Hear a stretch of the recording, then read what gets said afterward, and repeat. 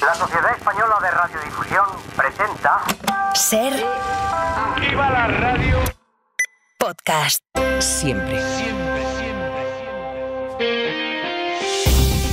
Las 8 de Hoy por Hoy en Ser Podcast.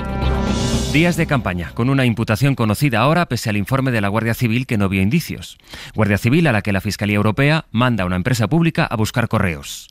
Con otra carta del presidente del Gobierno que dice que confía en la separación de poderes, mientras por escrito reacciona a una decisión judicial hablando de coreografía ultra. Con ese juez cortando al fiscal ante una pregunta relevante. Con aplausos en un mitin a la esposa del presidente. Y con una concentración autorizada porque a ver qué tiene que ver la jornada de reflexión con ir a rezar el rosario a las puertas de Ferraz. Quedan 2 días de campaña, lo que no sabemos todavía es todo lo que nos queda por ver. Hoy por Hoy Noticias. Ser Podcast. Hola, buenos días. Queda hoy, queda mañana y lo que no quedan apenas son argumentos europeos en la confrontación de los dos grandes partidos monopolizada ya por la investigación contra Begoña Gómez. En verdad, por la manera en que el PP, pero también el PSOE ahora tratan de que esa misma investigación, por razones distintas, acabe movilizando a sus electorados. Cuando ha arreciado muy duramente a mí y a mi familia los ataques de esta internacional ultraderechista, he sentido la solidaridad, la empatía. Os lo agradecemos, Begoña y yo. Gracias de corazón. La primera carta la escribió para ocultar la situación judicial de su pareja. Y la segunda carta la escribió para tapar su citación en el juzgado. ¿Os imagináis por un momento que la mujer de los presidentes del gobierno que tuvo España del Partido Popular estuviesen en esta situación? Guillermo Lerma, buenos días. ¿Qué tal? Buenos días, Astre. Bueno, empezamos por la imagen seguramente más gráfica, que es la que ilustra, de hecho, esta mañana, diría que todas las portadas. Ese mitin de Sánchez ayer en Málaga, acompañado de su esposa, el día después de que se confirmase la imputación de Begoña Gómez. Sí, el PSOE convirtió ayer a la mujer del presidente del gobierno en la protagonista del mitin que el partido convocó en Málaga. ¡Gracias, Begoña! Hoy le dais una lección a todos esos de las paladas de fango, claro que sí, por cada palada de fango un puñado de votos, el 9 de junio. Así, entre vítores del público y la aclamación de los dirigentes socialistas, llegó Begoña Gómez un día después de su citación como investigada al acto del partido. Sánchez está dispuesto a convertir ese revés judicial en el empujón definitivo para estrechar la ventaja que las encuestas dan al Partido Popular. El presidente del gobierno pidió abiertamente el voto de todos los progresistas como respuesta a la campaña orquestada por Feijóo y Abascal. Yo os propongo que el próximo 9 de junio vayamos todos a votar, todos los zurdos y las zurdas, para pinchar el globo de la derecha en la ultraderecha, votando todas y todos al Partido Socialista. Sánchez evitó ayer repetir en el mitin las críticas contra el juez Juan Carlos Peinado, que sí que escribió en la carta publicada 24 horas antes. No escuchamos al presidente cuestionar las decisiones del magistrado que han obligado a los ministros a hacer equilibrios para mantener el foco en el caso sin entrar al choque abiertamente con el Poder Judicial. José Coello, buenos días. ¿Qué tal, Sastre? Buenos días. Hemos escuchado, por tanto, cuál es la estrategia electoral, digamos, o política del Partido Socialista del Gobierno. Vamos con la del Partido Popular,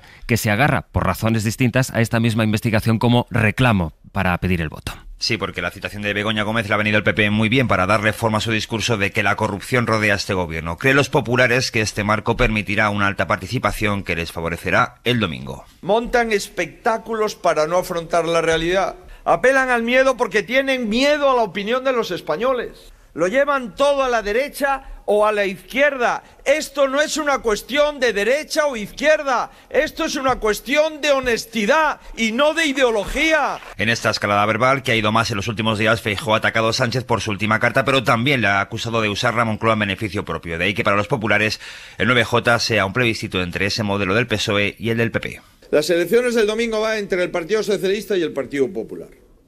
Y cualquier voto que no sea para el PP maquillará el resultado del Partido Socialista y Sánchez lo celebrará como propio. Y aún así, Sastre en el PP no esconde su temor a que con todo ello este contexto pueda beneficiar al PSOE de cara al domingo. Os escucho a los dos en El Abierto. Josué, Guillermo, gracias. Hasta ahora. Hasta luego. En El Abierto, donde nos detendremos en este pasaje que estamos escuchando desde ayer aquí en la SER y que permite escuchar cómo el juez Peinado frenó al fiscal cuando le estaba preguntando al director del Confidencial. Le preguntaba por las cartas de recomendación de Begoña Gómez al empresario Carlos Barrabés, que había publicado este medio, una carta como las que, por cierto, enviaron otras instituciones o personas. Se enviaron unas 30 en total. Y pregunta al fiscal por el contenido de esas misivas, si se ve en ellas que hubiera presión o que fueran determinantes para que el empresario obtuviera los contratos. Es ahí cuando el juez corta al fiscal. Y en cuanto a las referidas cartas, le pregunto en el mismo sentido. ¿Han podido, en su investigación, se ha revelado que fueran el grado de, si fueron determinantes o grado de influencia que pudieron alcanzar? No contesté esa pregunta. Esa pregunta es de contenido jurídico y el testigo viene a manifestar sobre los hechos que haya conocido con sus sentidos, sin perjuicio de que se reserve el derecho a no facilitar las fuentes. Ante la pregunta es cuando la pregunta que hace el fiscal a este testigo, director de uno de los medios de comunicación que había publicado estas cartas, es el juez el que le dice: no contesta esa pregunta. La pregunta que era relevante para saber cuál era el contenido de esas cartas y qué pasó al final con esas recomendaciones. Y luego se suma esa información que citábamos también al empezar, que publican varios medios, que dice que la Fiscalía Europea mandó a agentes de la Guardia Civil a la sede de Red, de la empresa pública En Busca de Correos. Bueno, entre las decisiones judiciales de estas últimas horas está también la que ha tomado el Tribunal Superior de Madrid, que ha prohibido varias manifestaciones en la jornada de reflexión de este próximo sábado, aunque hay una en particular que no ha prohibido. Es la que han organizado frente a la sede socialista de Ferraz, muy cerquita de las puertas de la sede socialista, para, en teoría, rezar el rosario y defender la fe católica.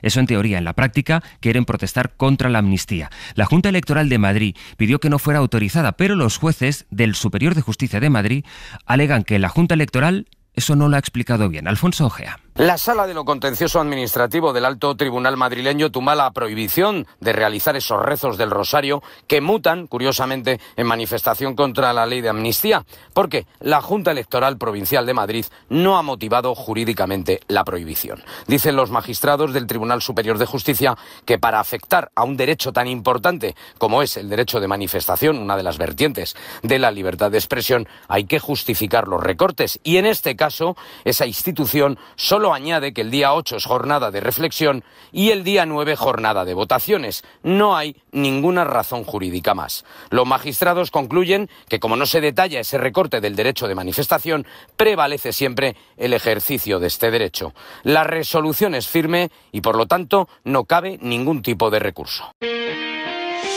Hoy por hoy noticias. SER Podcast.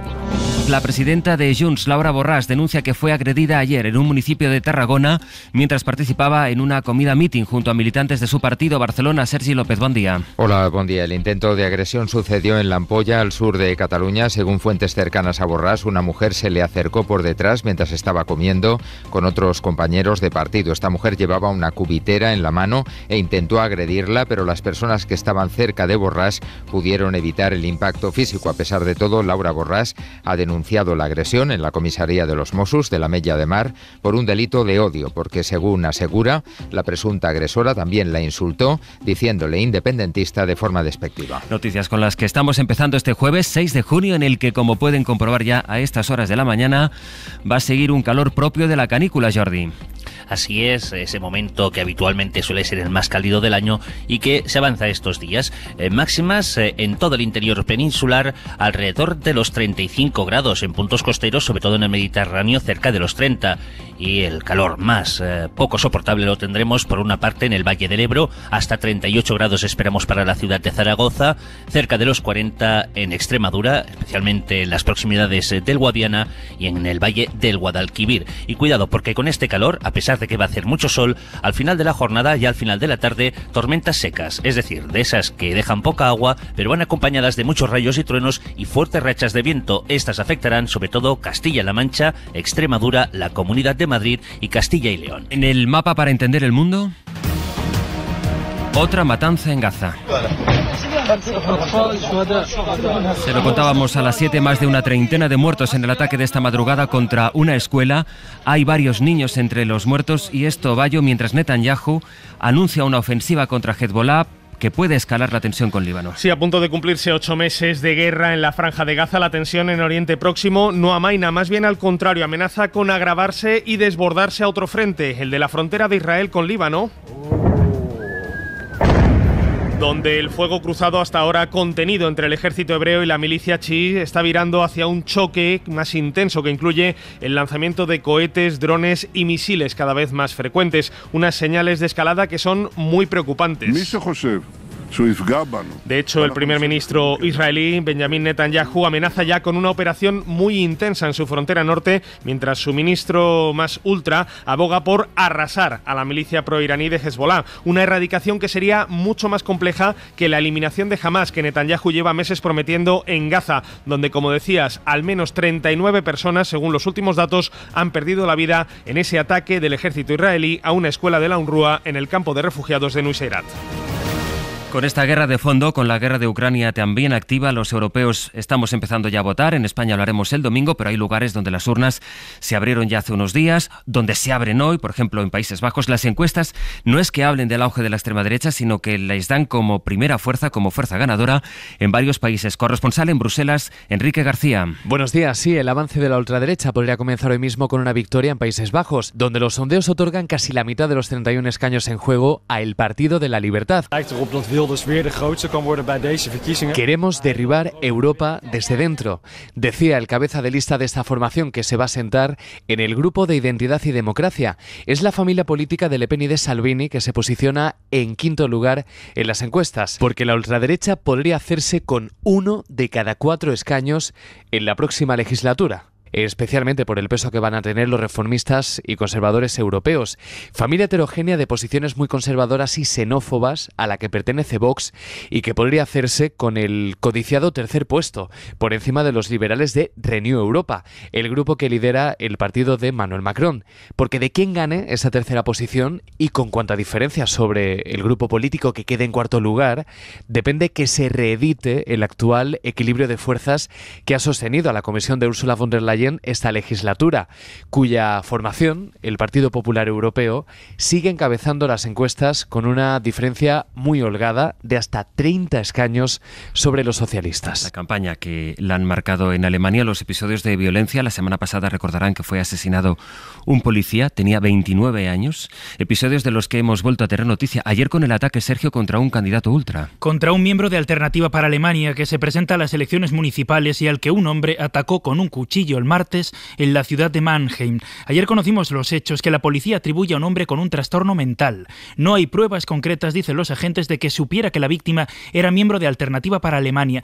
Le encontró otro miembro del partido cuando destruía sus carteles, encararon, le hirió con un cúter y después de ser arrestado le enviaron a un centro psiquiátrico. Sin embargo, es el último de varios ataques, ese del policía muerto. En ese hubo 6 heridos más y fue en la misma ciudad de Mannheim. También han sufrido ataques el candidato socialdemócrata, la ministra de Economía, un voluntario de los Verdes y otros miembros de la extrema derecha. Hoy por hoy noticias. Ser Podcast. En Francia estamos viendo ya desde primera hora, con señal en directo de las principales televisiones internacionales, una imagen que tiene todo el simbolismo y que llega además en plena campaña de las europeas. Hoy las instituciones van a celebrar el aniversario del desembarco de Normandía, que como saben fue clave para la victoria aliada en la Segunda Guerra Mundial. El acto lo va a presidir Emmanuel Macron con toda la solemnidad y además con la presencia de Joe Biden, de Zelensky, de una veintena de jefes de Estado y de Gobierno. Actos que empezaron en realidad ya ayer y hay un enviado especial de la SER en Normandía. Allí está Vicens Batalla. Buenos días. Buenos días. Macron dedicó la primera de las 3 jornadas del aniversario del desembarco de Normandía a los resistentes y a las víctimas civiles de los propios bombardeos de los aliados.